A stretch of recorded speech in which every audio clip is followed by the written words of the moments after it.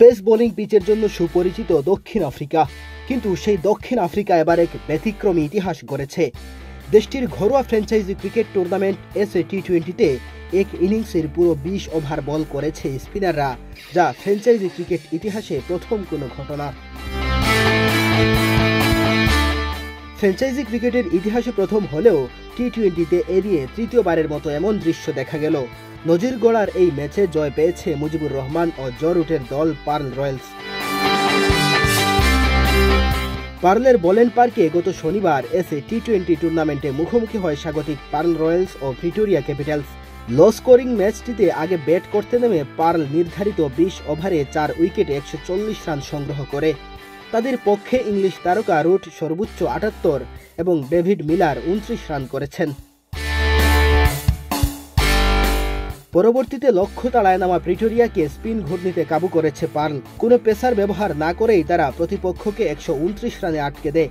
11 রানের এই জয়ে সবার আগেই এসএ টি-20-র চলতি আসরে প্লে অফ নিশ্চিত করেছে স্বাগতিকরা।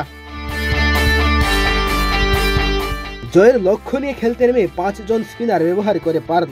এর মধ্যে একজন ছাড়া বাকি সবাই উইকেট পেয়েছেন। প্রিটোরিয়ার পক্ষে সর্বোচ্চ উইল জ্যাক্স 56 এবং কাইল ভেরাইনে 30 রান করেন। এর বাইরে 2 অঙ্কের ঘরে পৌঁছাতে পারেননি দলটির আর কোনো ব্যাটার। তবে ম্যাচটিতে ফলাফলের চেয়ে আলোচনায় পার্ল রয়্যালসের স্পিনারদের করা পুরো 20 ওভার বা 120 বল। ফ্র্যাঞ্চাইজি ক্রিকেটে এমন ঘটনা এবারই প্রথম ঘটল, সেটি কাজেও এসেছে পার্লের। স্পিন ঘূর্ণির মুখে প্রিটোরিয়ার মাত্র 2 জনই উল্লেখযোগ্য রান পেয়েছেন, তাও তাদের ইনিংস ছিল ধীরগতির।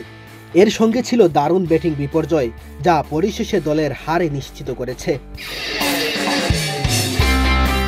এর আগে 2019 সালের ফেব্রুয়ারিতে শ্রীলঙ্কার ঘরোয়া টুর্নামেন্ট এসএলসি টি-20-তে প্রথমবার পুরো ম্যাচেই স্পিনারদের দিয়ে বোলিং করাতে দেখা গেছে। 20 ওভার স্পিন বোলিং করে Lankan cricket club burger recreation ক্লাবকে হারায় 44 রানে।